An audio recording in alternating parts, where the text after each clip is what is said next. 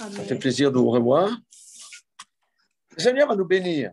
Parce qu'on a dit que nous passions d'une barque à une autre. Nous passions du naturel au surnaturel. Nous changions de dimension cette année. Il faut que les choses deviennent concrètes. Amen.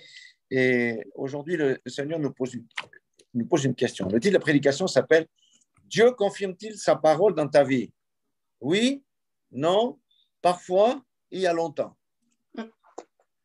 Si c'est non, il faut que le Seigneur commence à confirmer sa parole dans ta vie. Amen. Si c'est parfois, il faut que ça devienne régulièrement. Amen. Si c'est il y a longtemps, il faut que tu renoues avec ça. Alléluia. C'est très important parce que nous avons Jésus en nous. Jésus était dans la barque. Nous devons avoir Jésus avec nous. Maintenant, il faut que le Jésus-là puisse se mettre en action dans nos vies. Alléluia. Parce que nous sommes sa bouche, nous sommes ses mains, nous sommes ses pieds. Nous allons prendre un premier verset dans Marc 16. Vous connaissez, c'est le verset 20, la dernière partie. Marc 16, eh bien, c'est la grande commission. Et j'aime beaucoup la manière dont c'est libellé dans Parole vivante. Marc 16, 20, vous pouvez noter la référence, vous pouvez méditer après. Et dans la version Parole vivante, il est dit ceci. Quant à eux, c'est-à-dire nous, quant à eux, ils allaient répandre en tout lieu la bonne nouvelle. C'est quoi la bonne nouvelle? C'est la bonne nouvelle de la réconciliation de Dieu avec les hommes et du salut que Dieu est venu donner au travers de Jésus-Christ. Amen. Le Seigneur travaillait avec eux et confirmait la vérité de leur prédication en l'accompagnant de miracles. Amen. Alléluia. Pour que le Seigneur confirme sa parole, qu'est-ce qu'il faut faire? Nous devons prêcher la parole. Alléluia. Donc, le Seigneur travaillait avec eux, ça c'est par rapport à l'évangélisation, mais chaque fois qu'on est appelé à rendre ministère avec la parole, nous devons nous attendre à ce que Jésus travaille avec nous. Autrement, c'est une parole creuse, c'est une parole vaine, c'est une parole qui n'est pas onctionnée, c'est une parole qui ne porte pas du fruit. Et j'aime ici, quand il dit, et il confirmait la vérité de leur prédication en l'accompagnant de miracles. C'est comme ça que Jésus faisait, il prêchait, il guérissait, ça attirait les âmes à lui, et ensuite il prêchait la bonne nouvelle. Et il y a de ceux qui écoutaient. On sait qu'il y a toujours trois types d'auditeurs. Celui qui refuse, les pharisiens, ils ont refusé. Ceux qui écoutent, c'était les disciples et ceux qui ont accepté d'être des disciples avec les disciples. Et puis, il y a les sceptiques qui peuvent balancer d'un côté ou d'un autre. C'est pourquoi c'est important les sceptiques, parce que très souvent, les sceptiques, ce sont des gens qui marchent beaucoup avec l'intellect. Ils ont besoin de preuves et à un moment donné, ils vont basculer du côté de ceux qui donnent leur vie à Jésus. Amen. Et pour ça, nous avons besoin que Dieu confirme notre parole qui sort de notre bouche par des signes, des miracles, des guérisons, des changements de situation, des exaucements de prière et ce genre de choses-là. Amen. Et c'est là que l'Église, dans les derniers temps, va aller. C'est l'Église triomphante qui va triompher de tous les obstacles. Alléluia. Donc ça, c'est pour fixer le décor. C'est là que nous devons aller. Nous allons voir les clés pratiques et on aura deux exemples pratiques aussi. Si nous prenons Galates chapitre 2, la dernière partie du verset 20, la dernière partie du verset 19 et puis Galates 2, 20. Alléluia. 2, 19, 2, 20. Ici, dans ma version, qui est une version dynamique, il est dit, la mort de Christ a aussi été la mienne. C'est ça, crucifier la chair. La mort de Christ a aussi été la mienne. Vous pouvez dire, la mort de Christ est aussi la mienne. Alléluia. Et aussi la mienne. Ça veut dire que je suis mort à moi-même. Alléluia.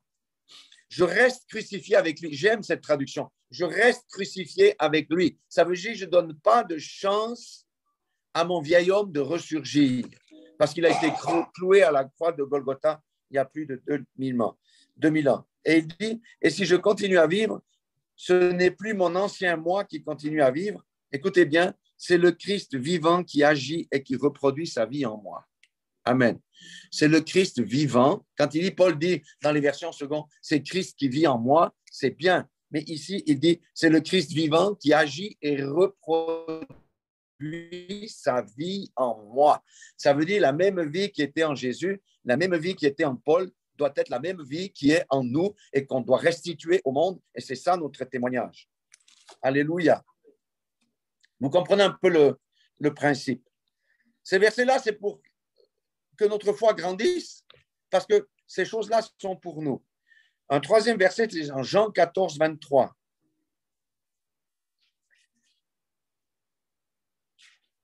C'est un verset qui est très fort. Alléluia. Jean 14, 23. Si quelqu'un m'aime, beaucoup de gens aiment le Seigneur. Hein? Si quelqu'un aime, mais aller plus loin, il mettra en pratique ce que j'ai dit. Amen. Celui qui aime Dieu, celui qui aime Jésus, c'est Alléluia. Ainsi mon Père aussi l'aimera. Nous viendrons tous deux vers lui et nous établirons à demeure chez lui. Amen. Nous savons que quiconque a le Fils a le Père, quiconque a le Père a le Fils. Si donc nous-mêmes, nous avons le Père et le Fils à l'intérieur de nous, notre parole doit être puissante. Amen. Elle doit briser les jougs. Elle doit libérer les captifs. Elle doit guérir les malades. Elle doit changer les circonstances. Elle doit rendre possible l'impossible. Pourquoi? Parce que nous avons le Dieu à l'intérieur de nous, le Dieu pour qui le surnaturel est naturel dans sa vie. Amen. Jésus était habitué au surnaturel. Il a commencé par un miracle d'ordre surnaturel, changer de l'eau en vin. Qui avait fait ça avant sur la terre? Personne. Amen. C'est ça l'Église triomphante. C'est le pouvoir de changer les choses parce que nous avons le Père et le Fils, nous avons le Saint-Esprit à l'intérieur de nous. Amen. Et si nous sommes crucifiés avec la chair, si notre chair reste crucifiée à la croix de Golgotha, c'est le Christ vivant qui agit et qui reproduit sa vie en moi. Est-ce que vous aimeriez ça? Si vous aimez, dites, je veux que le Seigneur Jésus reproduise sa vie en moi, car il est vivant dedans de moi. Oui, je désire ardemment que le Seigneur Jésus, qui est vivant en moi, agisse et reproduise sa vie au travers de moi. Amen. Alléluia. C'est fini l'évangile de l'impuissance. Nous devons passer à l'évangile de la puissance. Amen. Alléluia. Et vous voyez, Jean, je crois que c'est Jean 1,14 qui disait que le Fils, expression de Dieu, a pris un corps humain. Il est venu dans la chair et il a habité parmi nous. Amen. Alléluia. Donc, il a été parmi les siens où il a exercé. Jésus, il est où maintenant? Il est au ciel, mais son esprit, il est où? Il est ici. Et il dit que Jésus vit à l'intérieur de nous. Il n'attend qu'une chose, c'est de reproduire ce que lui-même a fait. Alléluia. Jésus est venu Christ est venu dans un corps de chair. C'est pour ça qu'on l'appelle Jésus-Christ. Amen. Donc, pour reproduire sa vie, il doit passer par un corps de chair. Ce corps de chair s'appelle Ruth, s'appelle Anna, s'appelle Dessing, Marie-Josée, Corinne, Hélène. Ça s'appelle tous ceux qui lui appartiennent. Alléluia.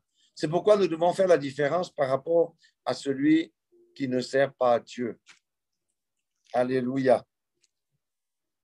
Alors, il y a une clé. Maintenant, on a vu que quand le Seigneur est avec quelqu'un, il confirme la parole qui va sortir de la bouche de ce quelqu'un. Amen. Nous avons vu que nous sommes morts à nous-mêmes à la croix de Golgotha et que c'est le Christ vivant maintenant qui agit et qui reproduit sa vie en nous. Alléluia. On a vu que si quelqu'un aime Jésus, ça veut dire qu'il met en pratique les commandements, ce qu'il nous a enseigné. Eh bien, non seulement nous avons Jésus, nous avons Dieu lui-même en totalité, le Père, le Fils, le Saint-Esprit. Dieu en totalité vit à l'intérieur de nous.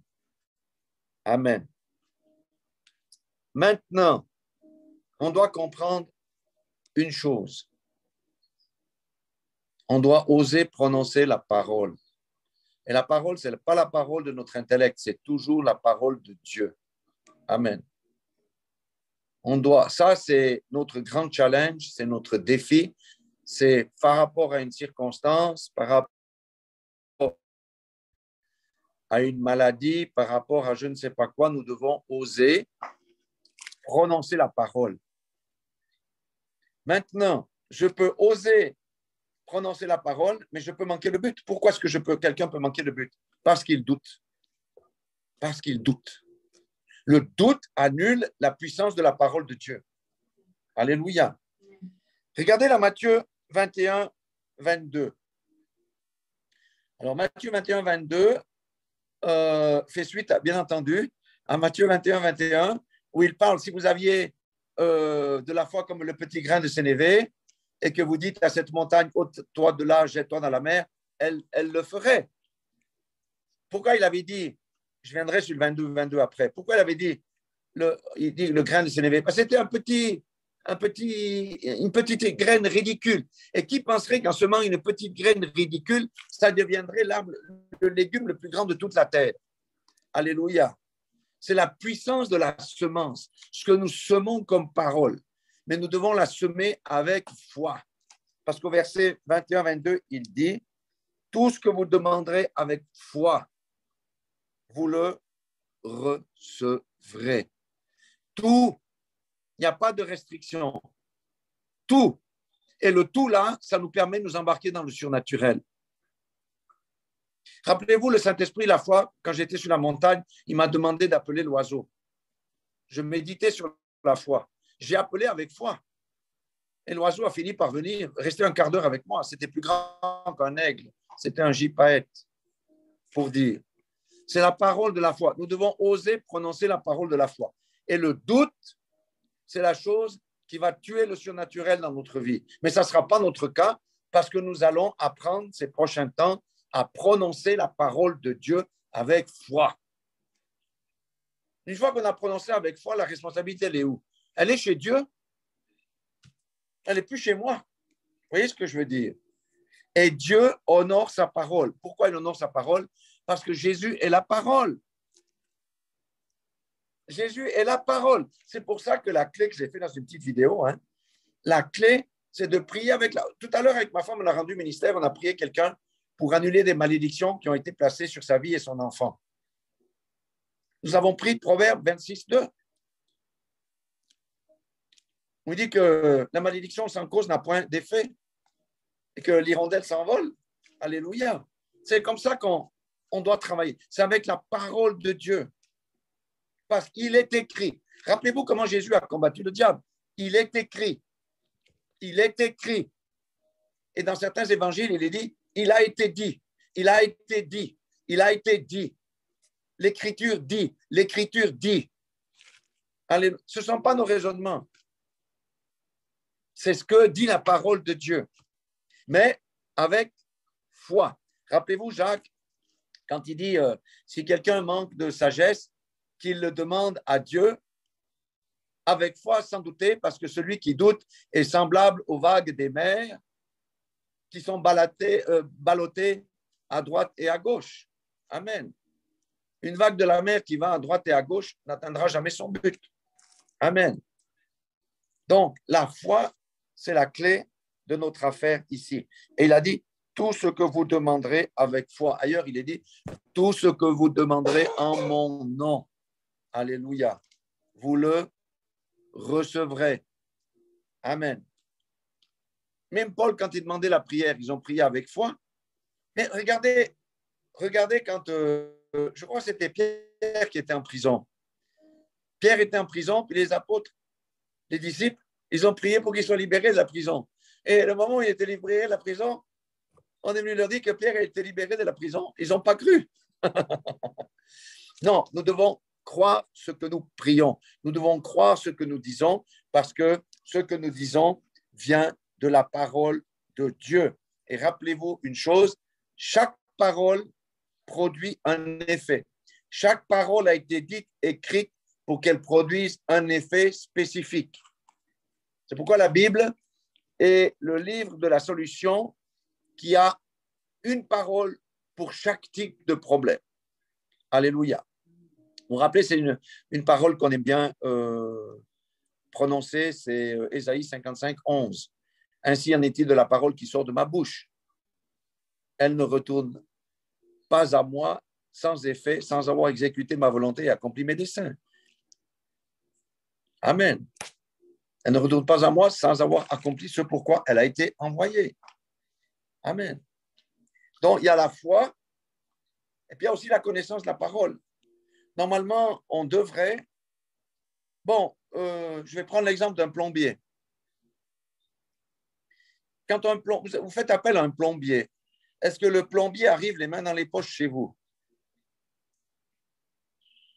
Oui ou non? Non, il vient avec quoi? Il vient avec sa sacoche. Un plombier qui arrive chez vous, il dit, alors c'est quoi le problème, madame? Le gars, il n'a pas de sacoche, il n'a pas de pince, il n'a pas de truc, il n'a pas de pièces de rechange. Ce n'est pas un plombier.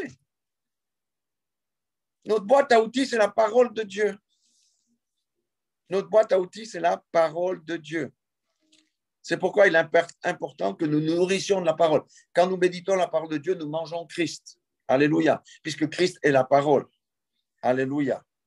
Donc, rappelons-nous que chaque parole que Dieu a écrite ou fait dire par ses prophètes, par Jésus-Christ, produit un effet.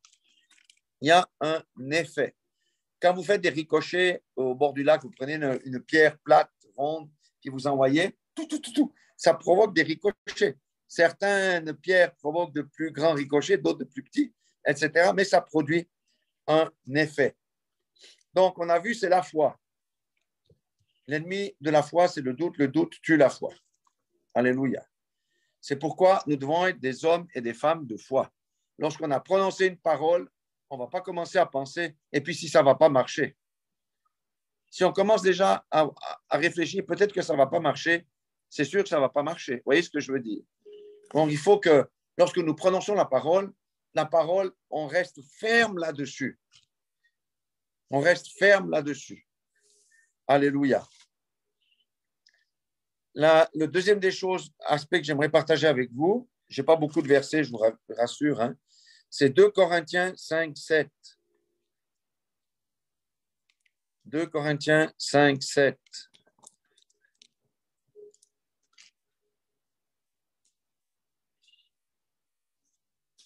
« 2 Corinthiens 5, 7. Ici, la parole déclare « Car nous cheminons par la foi et non par la vue. » Amen.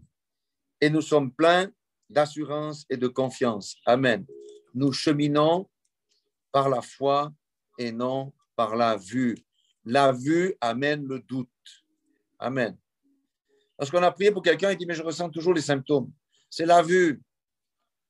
Alléluia. C'est la vue.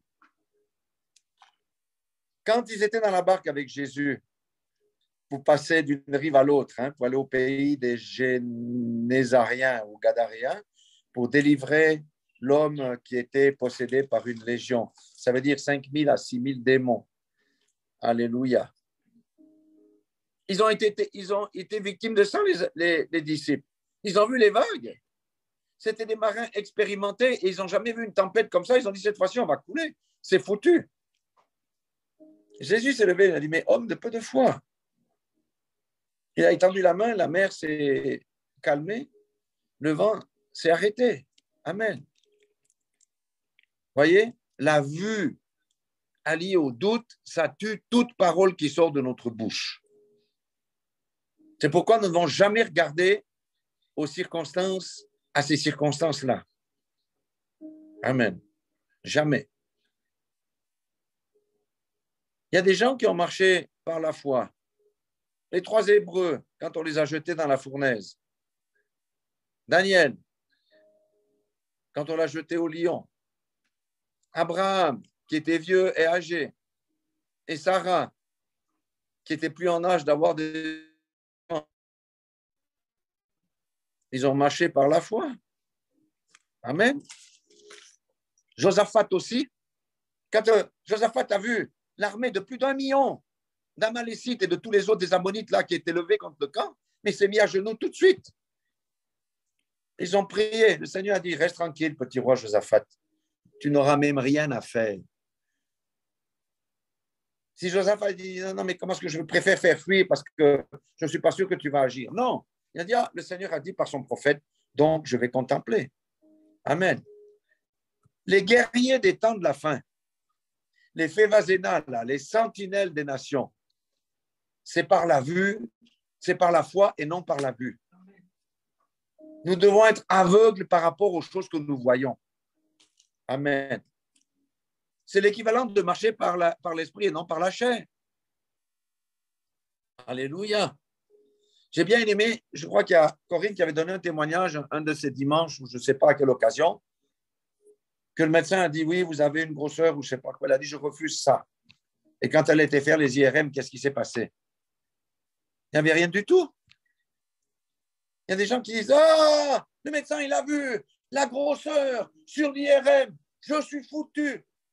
Le cancer va m'attraper. Quelqu'un qui dit ça, qu'est-ce qui va lui arriver? Le cancer va l'attraper, c'est une certitude. Le diable va rentrer par la porte qui a été ouverte, mais c'est clair, net et précis. Comment ça va, mon frère? Comment ça va, ma soeur? Mon arthrite me fait mal. Depuis quand l'arthrite t'appartient? L'arthrite ne t'appartient pas, l'arthrite est du diable. Je vais bien, mon arthrite part. Mon arthrite est en train de partir. Ruth donnait l'exemple de quelqu'un qui a une bosse, hein, c'est ça? De quelqu'un qui avait une bosse. Il a eu la parole, il a dit, je crois que ma bosse part. Je crois que ma bosse est loin. Et il allait déjà à l'église et ma bosse est partie. Et il témoignait. Un témoignage, ma bosse est partie. Les gens se moquaient pendant une série de dimanches. Il y a un témoignage, moi, ma bosse est partie. Les gens ont commencé à se moquer de lui jusqu'à un dimanche. Ma bosse est partie. Et la bosse est partie. C'est la foi, pas la vue, pas la sensation, pas les sentiments. Alléluia. C'est là que le Seigneur veut nous emmener. Alléluia. Donc, on a dit, il faut oser prononcer la parole, particulièrement pour ce qui concerne les guérisons, les changements de circonstances, les choses difficiles dans la vie des gens. Plus c'est difficile, plus nous devons oser. T'inquiète. Le Seigneur dit que, après je vous donnerai un exemple concret. Le Seigneur dit que, il est écrit ici que cela soit fait dans ta vie. Au nom de Jésus-Christ, tu comprends? Que ça soit fait dans ta vie. Jésus l'a fait pour le paralytique, Jésus l'a fait pour celui de la main sèche, Jésus l'a fait pour la femme à la perte de sang. Crois-tu? Je crois qu'il en soit fait dans ta parole parce qu'il est écrit. En mon nom, ils chasseront les démons, ils guériront les malades. Je vais t'imposer les mains. Crois et reçois ta guérison. Alléluia. Mais le diable vient mettre le doute et notre chair vient mettre le doute. Il dit, ouais, on a déjà prié pour moi. Qu'est-ce qu'il me raconte celui-là là? C'est foutu. Tu ne recevras jamais rien du tout. C'est pour ça que certaines personnes restent bloquées à un niveau parce qu'elles n'ont pas la foi. Donc, on doit exercer la foi. La foi nous permet de triompher de toutes choses, de toutes les montagnes. Alléluia. Il y a aussi une autre chose. Là, on a vu, hein, le doute et la vue empêchent la parole de se réaliser. Maintenant, il y a encore autre chose qui empêche la parole de se réaliser, c'est le péché. Jean 9, 31. Jean 9, 31 est clair. Tout le monde sait que Dieu n'exauce pas les pécheurs. Par contre, si quelqu'un est pieux et s'il fait sa volonté, alors celui-là, il l'exauce. Amen. Maintenant, comprenons bien, quand on dit que Dieu n'exauce pas les pécheurs, celui qui pratique le péché, vous voyez ce que je veux dire? Parce que tous les jours, nous pouvons pécher avec nos yeux, notre bouche. C'est pour ça que nous avons la repentance. Je parle de la pratique du péché. Quelqu'un qui vit en concubinage parce qu'il ne veut pas régulariser sa situation pour des causes fiscales ou des causes d'impôts, mais tu peux prier pendant 150 ans. Dieu n'exauce pas le pécheur. Il faut que ta vie soit en ordre. Et les caractéristiques de l'armée, des guerriers, des Févazénas, de la sentinelle, des sentinelles des nations de la fin des temps, c'est la marche dans la droiture et l'intégrité. Nous savons que la sainteté de Christ, personne ne peut l'atteindre. Autrement, on pourrait être sauvé par les œuvres. Vous voyez ce que je veux dire? Mais le Seigneur nous demande de marcher dans l'intégrité. Vous croyez que Job n'avait pas de péché? Bien sûr que Job avait des péchés, mais c'est un type intègre. Il faisait ce que la loi, ce qu'il devait faire. Et il avait la crainte de Dieu. Parce que personne n'est parfait, personne n'a la sainteté de Christ sur cette terre et personne n'a la sainteté de Dieu. Nous l'avons au travers du sacrifice de Jésus. Et c'est lorsque Jésus intercède pour nous, il ne nous présente pas notre marche à Dieu le Père, il présente son sacrifice. Ceux-là, ils ont cru en moi. Alléluia. Mais si quelqu'un pratique le péché, ça va être difficile. Il y a des gens qui ne veulent pas renoncer à tricher je ne sais pas, le social, par exemple, parce qu'ils ont peur de perdre leur revenu. Mais comment Dieu va travailler avec toi et confirmer sa parole quand toi, tu vis en dehors de sa parole? Jésus est la parole. C'est ça la sanctification. Nous tendons vers un but. Nous allons par étapes. Et si vous regardez votre marche par rapport à 3 ans, à 4 ans, à 5 ans ou à une année, ben, on progresse dans la sanctification. Nous progressons dans l'intégrité. Nous progressons dans la droiture. La Bible dit ceux qui ont le cœur pur verront Dieu. C'est ça, ça doit être notre idéal. Amen. Alléluia. Alléluia. Donc, si je fais une petite récapitulation de ce qu'on a vu, c'est que Dieu confirme toujours sa parole, pas la parole de l'homme qui va sortir de ma bouche, sa parole qui sort de sa bouche. Amen. Pourquoi?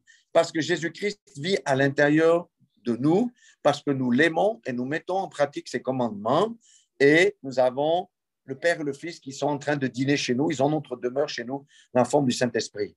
Amen. Alléluia. Nous savons que la parole de Dieu nous dit que si nous demandons quelque chose avec foi, il nous l'accorde. On peut rajouter, quand on est à plusieurs à prier, il faut qu'on soit en accord. Des fois, la prière du commun accord échoue dans un groupe parce qu'il y a 2 personnes qui ne sont pas d'accord avec la prière, mais qui disent avec leur cœur, oui, on est d'accord, mais dans leur cœur, ils ne sont pas en harmonie. Vaut mieux qu'ils se taisent et qu'ils ne prient pas. Vous voyez ce que je veux dire? Parce que quand on n'est pas en accord, ça ne peut pas marcher. Quand j'étais dans la chambre haute, ils étaient tous la prière d'un commun accord. Amen. D'un même sentiment, d'un même cœur. Alléluia. Alléluia. Nous avons vu que pour chaque situation de vie, il y a une parole dans la Bible. Et que la parole qui est dans la Bible ne retourne pas à Dieu sans avoir produit l'effet pour lequel elle a été envoyée, accompli son dessein et sa volonté. Amen. Nous avons vu que tue la foi et marcher par la vue tue aussi. Et des fois, on combine les deux. Puis après, on dit, mais ça ne marche pas. Mais ça, c'est de notre faute. Parce qu'on se laisse avoir par la vue et par le manque de foi, par le doute. Alléluia, par le manque de foi. Là, on a vu aussi un autre facteur. Si nous marchons dans la sanctification, nous nous sanctifions en lisant la parole. Eh bien, la parole nous lave, nous sommes propres, etc. Nous avons toutes les conditions requises pour que ça fonctionne. Amen. Et c'est ça que le Seigneur veut nous amener dans ces choses-là. Amen. Alors, je vais vous donner un exemple pratique, ce que nous avons fait avec ma femme. Certains ont aussi prié pour Sémira, bien entendu.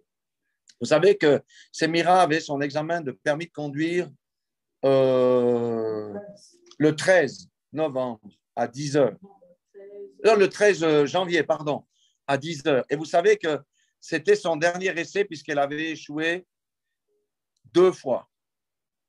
D'accord? Et à la 3e, on te dit d'aller voir un psychiatre. Et le problème de Sémira, ce n'est pas qu'elle ne sait pas conduire, c'est qu'elle n'avait pas la paix, elle avait la peur, elle n'avait pas l'assurance. Donc déjà, avec ma femme, avant qu'on parte, on a prié pour elle. Et ensuite, je lui avais dit aussi, parce que j'étais encore le dernier jour avant de partir me faire coiffer, j'ai compris pour elle, j'ai dit, on va pas t'oublier ce jour-là. Donc la veille, qu'est-ce qu'on a fait? On lui a fait un voice pour proclamer qu'elle allait réussir le permis. D'accord? On a fait les choses, on a proclamé les choses selon la parole de Dieu. Donc, on a fait un audio et puis ensuite, on lui a envoyé un message. Et dans le message, ça disait que le Seigneur te bénisse, que le prince de paix t'accorde une paix surnaturelle qui fait taire toutes les peurs et toutes les craintes de ton cœur. Pourquoi? Parce que Jésus, Jéhovah, Jésus est le prince de la paix. Que la joie soit ta portion, qu'elle illumine ton visage en ce jour et demain, avant et pendant et après l'examen, parce que le Seigneur dit qu'il donne la paix à ceux qui se confient en lui. Et puis surtout, le verset qui dit que, le verset, c'est, vous savez, c'est dans Proverbe 16, qui tourne le cœur des gens en sa faveur, que le Dieu et Père de tous les hommes qui détient tous les cœurs entre ses mains t'accorde grâce et faveur aux yeux de l'expert, qui rende ferme tes mains et tes pensées captives à ce que tu dois accomplir, etc. Amen. Enfin, je ne vais pas lire tous les versets, mais On a fait ça, et en plus de l'audio. Et ça a permis d'avoir sa confiance. Et rappelez-vous que j'ai fait une petite vidéo pour ceux qui ont entendu. Hein. Quand je prêchais là, j'ai dit, mais moi, j'ai fait la prière là pour Semira. Avec ma femme, on a fait les audios. J'ai envoyé les messages. Moi, je crois que Semira va réussir son examen. Je ne me braque pas sur le fait qu'elle a déjà échoué 2 fois ou 3 fois, je ne sais plus comment c'était. D'accord? Et je ne vais pas me caler sur le fait qu'elle a peur, parce que non, nous avons prié, le Seigneur va la raffermir, elle aura un bon parcours, parce que le Seigneur l'avait fait pour Blessing, elle aura un bon expert, elle aura la paix, elle aura la tranquillité, et elle va réussir. Et qu'est-ce qui s'est passé? Elle a réussi son examen. Bien sûr, on doit remercier aussi tous ceux qui ont prié pour elle. Mais voyez ce que je veux dire. C'est hyper important d'oser prendre assurance avec la parole et de prononcer la chose avant qu'elle n'arrive. Et je me rappelle quand j'ai même avec congé, elle me dit, hey, papa Richard, tu penses que je vais réussir? Je dis, mais bien sûr, tu vas réussir. Vous voyez? Non, c'est un puissant exemple. Amen. Parce que si on allait sur notre vue qui allait nous dire, bon, elle panique, elle dort déjà pas la nuit, elle est dans tous ses états, elle va arriver dans une mauvaise atmosphère à l'examen, elle va réussir, elle va louper l'examen, c'est clair, c'est évident, elle va pas réussir. Non, on ne doit pas s'arrêter à ce qu'on voit. On ne doit pas s'arrêter au fait qu'elle a échoué déjà 3 fois ou 2 fois, je ne sais plus, et puis que c'est le seul examen, puis déjà de réfléchir, j'espère qu'avec le psychiatre, ça va aller. Non, nous devons prendre autorité sur les situations. Nous pouvons changer les circonstances. Et c'est là que le Seigneur veut nous amener dans cette nouvelle année. Parce que c'est une chose surnaturelle, sa réussite. Ce n'est pas sur ses capacités. Elle était complètement incapable d'avoir l'assurance et la confiance en elle. C'était juste pas possible. Alléluia. Et voyez ce que Dieu a fait. Et moi, j'avais même adressé encore une prière secrète au Seigneur. J'avais dit, Seigneur, toi, tu as été délivré, l'homme qui était possédé à Gadara, pour que lui-même soit un témoin dans sa ville de païens et dans la région des païens. J'ai dit, tu accordes la victoire à Semira et qu'elle devienne un témoignage vivant parmi les musulmans. Amen. Et le Seigneur l'a fait. D'ailleurs, elle le dit, c'est la prière, Dieu va pas la prière. Vous voyez ce que je veux dire? Elle va témoigner à son mari et à sa famille. La prière là-bas, ça marche. Je connais des gens qui prient, ça marche. Amen. Vous verrez qu'un jour, elle va se convertir avec toute sa famille. Amen. Il faut juste qu'on continue à l'entourer et qu'on prie pour ça. Amen. J'aimerais vous donner un autre exemple de choses surnaturelles que nous avons vécues ici, qui est tout frais du reste. Alors, pour que vous compreniez, ah oui, pour ces miracles, juste pour dire, c'était le Proverbe 21:1 qui dit que le cœur des rois est comme un courant d'eau dans les mains de l'Éternel et il l'incline partout où il veut. Amen. Ça, c'est aussi un verset clé sur lequel je m'étais appuyé. Proverbe 21:1. Maintenant, pour le surnaturel. Le surnaturel, vous savez, c'est un changement de dimension. Ça veut dire les choses impossibles qui sont rendues possibles. Amen. Alléluia. On a déjà vu quand on s'est marié avec ma femme que la prière a fait quoi? A ouvert le ciel, a fait arrêter de pleuvoir, ouvert le ciel pour voir le soleil. Ensuite, quand on a fini les photos, on est monté dans la voiture, on est arrivé à l'hôtel, au lieu de culte, eh bien, le ciel s'est de nouveau ouvert et a fait tomber la pluie. C'est ça le surnaturel. Alors, imaginez maintenant, vous pouvez choisir l'exemple, hein, un document très important. Un document très, très important. Ça pourrait être, par exemple, une lettre de recommandation signée par un ex-président de la Confédération, par exemple. Peut-être il y a 10 ans, quand le président, c'était M. Adolphe Guy, vous avez fait une lettre de recommandation signée Adolphe Guy, président de la Confédération suisse. Ou ça peut être un diplôme d'une université qui date d'il y a 20 ans, mais les rectorats ont changé, l'université a changé. Ça peut être quelque chose comme ça. Ou un certificat de naissance dans un pays étranger. Donc, imaginez que c'est un certificat ou un document hyper important qu'on vous a confié. D'accord? Maintenant, le diable sait faire des choses pour nous mettre dans l'embarras. Il ne sait pas faire, mais de toute façon, il est vaincu. Mais écoutez ça, écoutez bien ceci. Ici, là, dans notre appartement, on a une petite table qu'on vient d'acheter, là, où on mange, elle est toute neuve. Puis en général, on met des papiers sous la tasse ou différentes choses. Et puis un soir, ma femme n'était pas là. Moi, je me suis fait des spaghettis, pas des spaghettis, des pâtes un peu épaisses comme ça. J'ai vraiment exagéré avec l'huile d'olive. Oui, j'avais ma tasse, j'avais mon assiette là, avec un sous-plat là. Bon, bien sûr, j'avais ce papier qui était posé là à côté. J'ai commencé à manger. Évidemment, qu'est-ce qui s'est passé? Comme j'avais exagéré avec l'huile, il y a de l'huile qui est tombée sur le papier. Mais bon, pour moi, c'est un papier. Pas grave, hein? Après, j'ai dit, ah, j'allais manger un morceau de saucisse, que ma femme a la délicatesse de prendre des saucisses de Suisse. Mais comme il fait chaud, vous savez, ça sointe un peu. Donc, j'ai coupé une bonne portion de saucisse, j'ai pelé la peau, mais la peau était imbibée d'huile. Qu'est-ce que j'ai fait? J'ai posé la peau de la saucisse imbibée d'huile sur le papier. Et moi, j'ai continué à manger mon spaghetti, enfin mes pâtes tranquillement. Après, je débarrasse ma table. J'enlève les pelures de saucisse qui étaient sur ce papier. Puis j'allais carrément prendre ce papier comme un torchon puis le mettre à la poubelle. Puis je dis, ah, mais attends, moi j'écris souvent des choses, peut-être que j'ai écrit quelque chose dedans. J'ouvre le papier, c'est un document officiel, tamponné. C'est le genre de choses que vous ne pouvez pas obtenir si facilement. Il y avait une tache, vous voyez les pièces de 5 francs chez nous, une tache un rond d'une pièce de 5 francs qui a transpercé les deux parties du document. Un document taché d'huile au milieu, en plein milieu du document. Vous pensez que je me suis senti comment, d'après vous? En plus, on avait confié ça à ma femme. J'étais extrêmement mal. Après, ma femme est rentrée, je ne lui ai rien dit. Bon, je disais, bon, est-ce que c'est mieux de lui dire maintenant ou de lui dire demain? Si on dit maintenant, c'est la fin de la soirée, on va passer une mauvaise nuit, parce que je comprends. Elle va être furieuse parce que j'ai fait cette tache d'huile-là. J'étais sur le canapé, on discutait, sur un siège, et elle, sur le canapé, on discutait. Et puis après, elle est sortie, fait quelque chose. J'ai dit, Seigneur Dieu,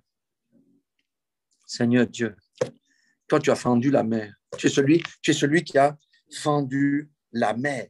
Tu as changé l'eau en vin, en vin à Canaan. C'est toi qui as fait descendre le feu sur l'holocauste d'Élie pour consumer l'holocauste. Seigneur mon Dieu, je te prie, nettoie cette tâche, que cette tâche-là disparaisse. Seigneur, j'ai besoin d'un miracle. Tu connais les situations dans lesquelles on est. Il y a des situations très pénibles ici, très compliquées. On vous donnera des témoignages. J'ai dit, il ne manquerait plus encore que cette affaire-là qui vient de gâter la sauce. Seigneur, je te prie, résorbe cette tâche. Bon, ma femme est revenue. Très bien, on a discuté. Après, on a des personnes qui sont venues par là. Elle est sortie dehors accompagner quelqu'un. Je me suis vite levé pour aller voir la tâche. Et la tâche avait déjà diminué de moitié.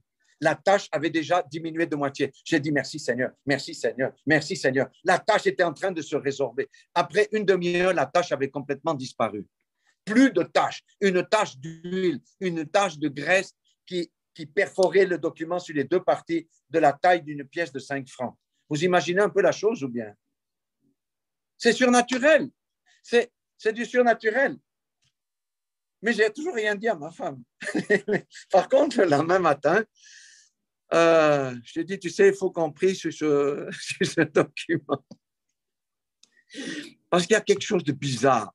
Elle a dit quoi? Je dis, non, mais écoute, le document ici, il y a quelque chose de bizarre. On vous expliquera tout ça dans les détails quand on sera de retour. Puis là, je lui ai montré, je dis, qu'est-ce que tu vois sur ce document? Il me dit, ben rien, le document. Je dis, mais écoute, je t'explique ce qui s'est passé hier soir. Hier soir, par ma faute, et d'ailleurs, je n'ai même pas vu que c'était le document. Vous voyez, si j'étais aveuglé, hein. Il y avait une tache d'huile, enfin, je vais expliquer tout ce que je viens d'expliquer.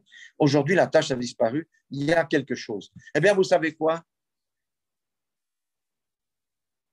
La même soirée, le Seigneur nous a révélé pourquoi il y avait la tache d'huile et pourquoi la tache d'huile a disparu. Nous sommes dans une autre dimension. Je vous assure. Et la chose s'est manifestée en physique le même soir. Le lendemain après-midi. Ça s'est manifesté devant nos... devant nos yeux. Mais il y a espoir. Maintenant, il faut qu'on fasse quelque chose pour que la tâche-là disparaisse. Parce que spirituellement, elle a été effacée. Vous voyez comment Dieu fait les choses. C'est pour ça que je vous dis, quand on dit on passe d'une rive à l'autre, ce n'est pas de la blague. Et qu'une fois, déjà depuis quelques temps, je prie Seigneur, montre-nous quelque chose, fais quelque chose, encourage-nous, encourage. Et voilà ce qui est arrivé là. Alléluia. Vous voyez, si je m'étais concentré sur la vue, c'était foutu. En disant la tâche là, comment je vais faire pour enlever la tâche là? C'est même plus possible. Je vais prendre un produit, ça va encore détruire le document, etc. Mais j'ai fait confiance à mon Dieu. Je dis, toi qui as fait traverser, qui as ouvert la mer avec Moïse, tu as fait tomber le feu du ciel avec Élie pour consumer le corps. S'il te plaît, fais-moi ce miracle. Enlève cette tâche-là. Je te prie, enlève cette tâche-là. Nous avons besoin d'un miracle. Nous avons besoin d'un miracle. C'est le temps où nous avons besoin d'un miracle. Et le Seigneur, qu'est-ce qu'il a fait? Le Seigneur l'a fait. Voilà pourquoi cette prédication est très importante. Je n'ai pas oublié d'enregistrer cette fois-ci. Je vais la mettre sur notre groupe pour dire que nous devons demander au Seigneur qu'il nous donne des opportunités. Alléluia. Rappelez-vous, nous devons prêcher la parole de Dieu. Ce n'est pas les prières selon notre entendement, c'est les prières selon les versets bibliques. Que vous pouvez contextualiser le verset biblique, bien entendu. Vous voyez ce que je veux dire? Mais c'est la prière selon le verset biblique. Et quand on prie avec foi. Et on ne tremble pas. Et quand on a fini de prier, on ne vient pas à dire « j'espère que ça va marcher ». Parce que ça, c'est foutu, ça ne va pas marcher. D'accord? Et on ne regarde pas aux circonstances. Parce que quand on regarde aux circonstances et à la vue, les choses commencent à nous faire douter. Vous voyez ce que je veux dire? Notre confiance est en Dieu, au Dieu qui a fendu la mer, au Dieu qui a fait descendre le ciel, au Dieu qui a fait sortir l'eau du rocher, au Dieu qui a calmé la tempête avec les disciples. Alléluia. Je vous dis, c'est glorieux. Et ces choses-là, nous sommes appelés à les vivre de plus en plus régulièrement. Pas une fois par année, ou quand on donne des témoignages, le témoignage date de 2012 ou de 2009. Non, les choses doivent arriver parmi nous de manière régulière. La prière qui fonctionne, la prière. Regardez, on doit témoigner, parce que quand on avait témoigné avec ma femme l'histoire de la pluie qui a cessé, le ciel qui s'est ouvert, le ciel est devenu bleu, on a pris les photos, le ciel s'est refermé, il a de nouveau plu. Blessing a fait la même chose le jour de son examen. Elle a dit, mais moi, je ne veux pas faire un examen sous la pluie qui ne pleuve pas. Voilà. Et pendant qu'elle a fait l'examen, il n'a pas plu, puis après, il a plu. Vous voyez ce que je veux dire? Donc, c'est hyper important. Ces choses-là sont pour qui? Sont pour nous. Sont pour nous, pourquoi? Parce que nous avons Christ vivant à l'intérieur de nous qui agit et reproduit sa vie. Amen. Et comment Christ peut reproduire sa vie? Eh bien, au travers de la parole que nous prononçons, parce que lui-même est la parole. Il est écrit, tu as dit, j'ai vu que, Dieu dit que, etc. C'est là que nous allons devenir des experts et nous ne ficherons le genou devant aucune circonstance. Amen. Alléluia. Et les choses vont rentrer dans leur bon ordre. C'est comme un autre exemple aussi. On avait prié pour Pulchéry. Père Chéri a perdu ses 2 valises. Mais vous savez qu'ils ont trouvé une valise, ils ont pas retrouvé la deuxième. On a prié. Et finalement, elle a retrouvé ses 2 valises. Et c'est impeccable et avec rien du tout. Ce n'est pas forcément évident parce qu'aujourd'hui, les valises qu'il y a ici en Afrique, derrière, après, pour les récupérer, c'est compliqué. Elle a retrouvé ses 2 bagages avec tout à l'intérieur. Amen. Vous voyez, nous devons expérimenter les choses de Dieu. Nous devons commencer à expérimenter les choses surnaturelles. Nous devons commencer à voir la puissance de Dieu qui se manifeste au travers de notre bouche par la parole de Dieu que nous professons. Voilà pourquoi j'ai aussi donné 2 exemples. Et avec ma femme, on était tellement contents pour ces miracles. Enfin, vous avez eu la chance de la voir peut-être déjà entre deux, mais allez la voir au salon. En tous les cas, j'avais même dans l'audio, je crois que on avait dit, tu de joie dans ton salon avec ton diplôme. Je vous dis, il faut oser, Et après, on reste là-dessus. Seigneur, tu es le Dieu des miracles. Tu as délivré le Gadaréen pour qu'il témoigne dans le milieu païen là-bas. Fais la même chose avec ces miracles pour qu'elle témoigne dans son milieu de musulmans que la prière, ça marche. Moi, je connais des gens qui prient et ça marche. Alléluia. Donc, voilà ce que je voulais partager avec vous. Oui, je vais appeler ma femme. Là, maintenant, on va prier. En tout cas, soyez tous bénis. Et puis, rappelez-vous, demandez au Seigneur que chacun puisse expérimenter ces choses-là. Parce que ça vous booste, ça vous fait grandir. Alors, moi, je vais couper le son. Hein. Je vais passer la parole à ma femme. Soyez tous bénis dans le nom de Jésus.